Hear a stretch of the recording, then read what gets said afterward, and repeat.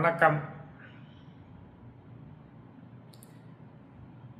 திருமந்திர தொடரில் இன்று நாம் பார்க்க இருக்கின்ற பாடல்,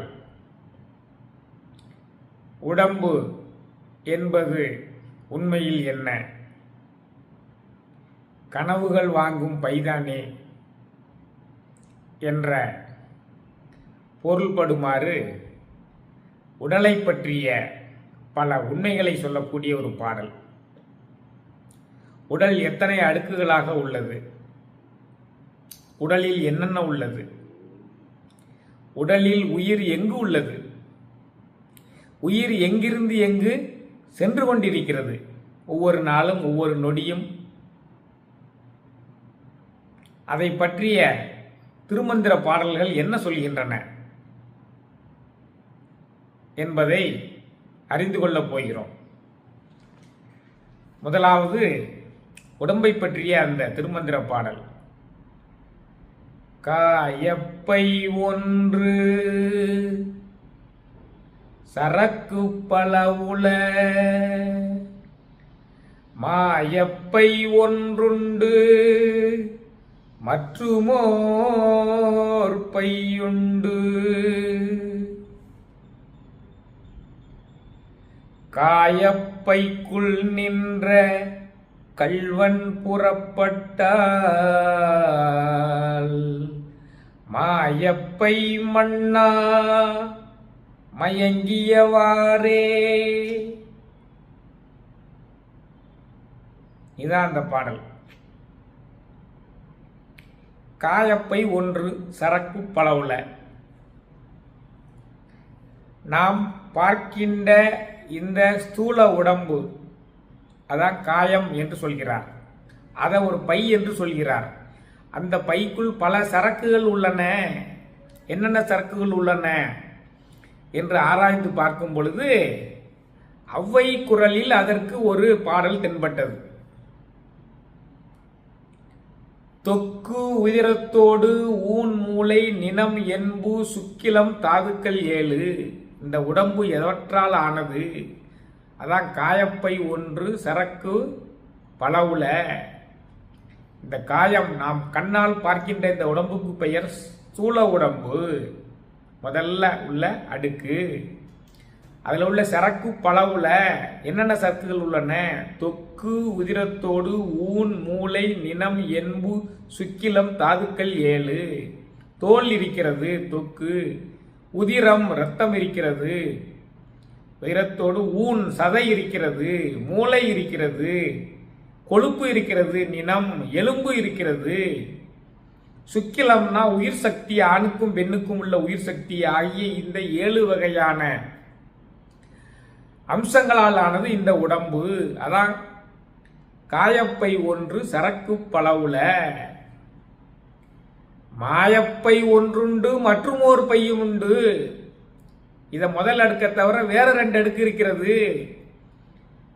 அதான் மாயப்பை ஒன்று நாம் அறியாத சூக்கும உடம்பு. நாம் அறியாத சூக்கும உடம்பு. அதற்கடுத்து காரண உடம்பு என்று ஒன்று இருக்கிறது.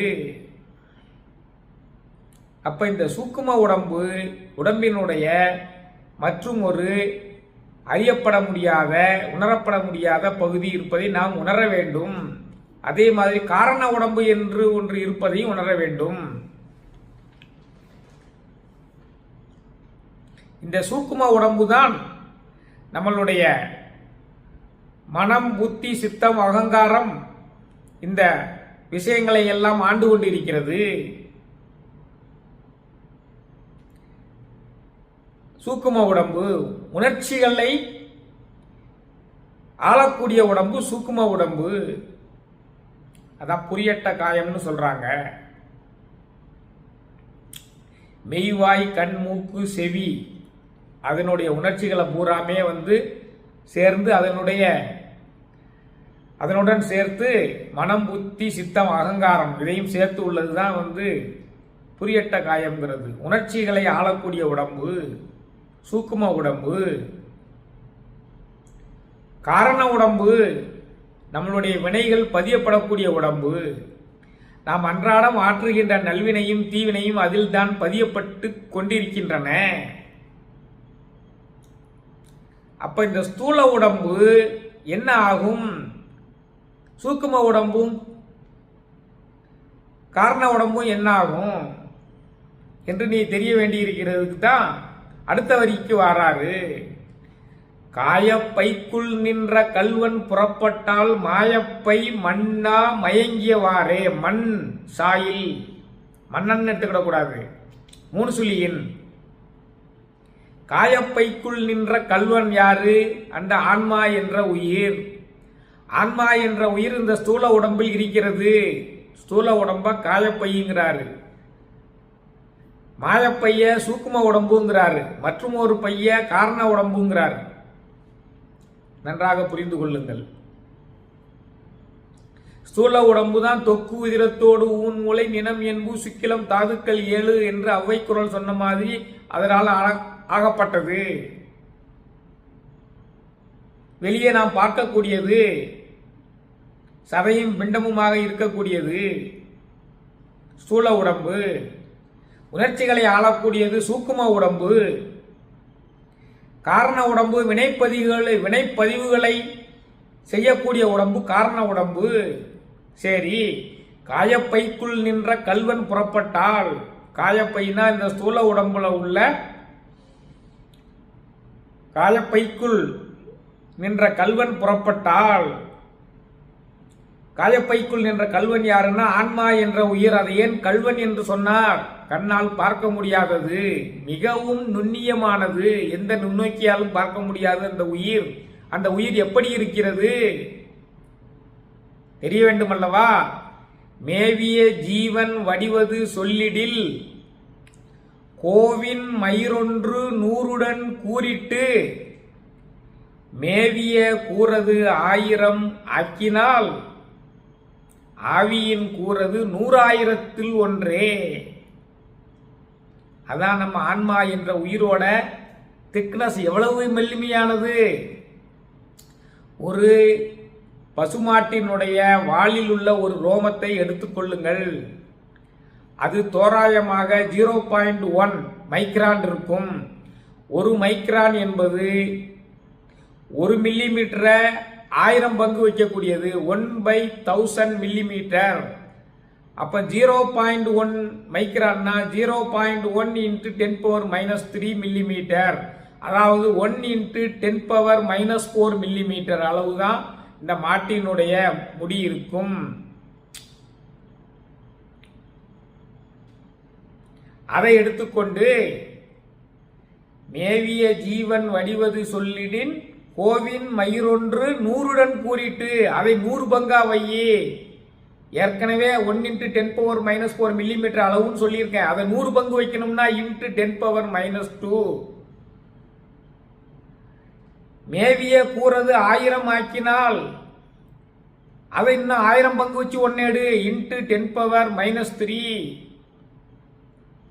ஆவியின் கூறது 100,000ல் ஒன்று. அதுல 1 எடுத்ததுல 100,000ல் 1, 1,00,000 × 10⁻⁵ போட்டா 1 × 10⁻⁻14 மில்லிமீட்டர் அளவுள்ளதுதான் இந்த ஜீவன். அவ்வளவு நுணுக்கமானது. 1 மில்லிமீட்டரே சிறுசு. அதை 1 × 10⁻⁴ மில்லிமீட்டர்னா பாருங்க, 100 கோடியில் 1 அந்த அளவுக்கு செய்ய வேண்டும். அவ்வளவு வலிமை, திக்னஸ் குறைந்த, தடிமன் குறைந்ததை பார்க்க முடியுமா? அதான் காயப்பைக்குள் நின்ற கல்வன் புறப்பட்டால் அதை யாருமே பார்க்க முடியாத அளவுக்கு இருக்கிறது. அந்த கல்வன் எங்கு ஓடிக்கொண்டிருக்கிறது? நம்ம உடல்ல. உயிர் எங்கேயா இருக்கிறது? உடல்ல உயிர் மூலாதாரத்தில் இருந்து சுழுமுனை நாடி வழியாக துரியம் என்ற சகஸ்கரதலம் வரைக்கும் சென்று கொண்டிருக்கிறது ஒவ்வொரு நொடியும். மூலாதாரத்தில் இருந்து. மூலாதாரம் எங்கிருக்கிறது? மூலாதாரம் எருவாய்க்கு 2 அங்குலம் மேலே இருக்கிறது. எருவாய்க்கு 2 அங்குலம் மேலே உள்ளது மூலாதாரம். அங்க இருந்து இது இடகலை, இது பிங்கலை, முதுகுத்தண்டு தான் சுழுமுனை நாடிங்கிறது. அந்த சுழுமுனை நாடி வழியாக துரியம் என்ற சஸ்கர தலம் வரைக்கும் அந்த ஆன்மாவானது சென்று கொண்டிருக்கிறது. கண்ணால் பார்க்க முடியாது.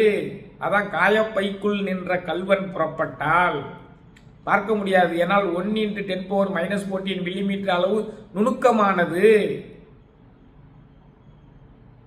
மூலாதாரம், சுவாதிஷ்டானம், மணிபூரகம், அநாதகம், விசுத்தி, ஆக்னை, துரியம்.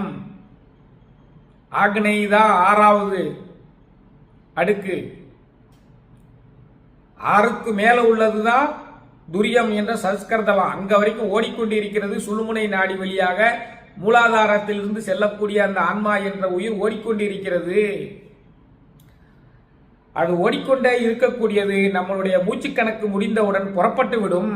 காயப்பைக்குள் நின்ற கல்வன் புறப்பட்டால், அந்த ஆன்மா வந்து வெளியேறிவிட்டால் எதன் வழியாக வெளியேறும்? நவதுவாரங்களில் ஏதேனும் ஒன்று வழியாக வெளியேறும். 2 காதுகளில் ஒரு காதின் வழியாக வெளியேறலாம். 2 கண்களில் ஒரு கண் வழியாக வெளியேறலாம். 2 நாசித்துவாரங்களில் ஒரு நாசித்துவாரத்தின் வழியாக வெளியேறலாம். வாயின் வழியாக வெளியேறலாம். எருவாயின் வழியாக வெளியேறலாம். கருவாயின் வழியாக வெளியேறலாம். இந்த 9 துவாரங்களில் ஏதேனும் ஒன்று வழியாக அந்த காயப்பைக்குள் நின்ற கல்வனாகிய ஆன்மா என்ற உயிர் நம்மளுடைய மூச்சு கணக்கு முடிந்தவுடன் வெளியேறிவிடும். காயப்பைக்குள் நின்ற கல்வன் புறப்பட்டால் மாயப்பை மண்ணா, அந்த ஸ்தூல உடம்பு மண்ணோடு மண்ணாகிவிடும். மாயப்பை மண்ணா மயங்கியவாறே ஒன்றுமில்லாமல் போய்விடும். உடம்பை பற்றிய முதல் பாடலிலேயே எவ்வளவு விஷயங்களை வைத்திருக்கிறார் பாருங்கள்.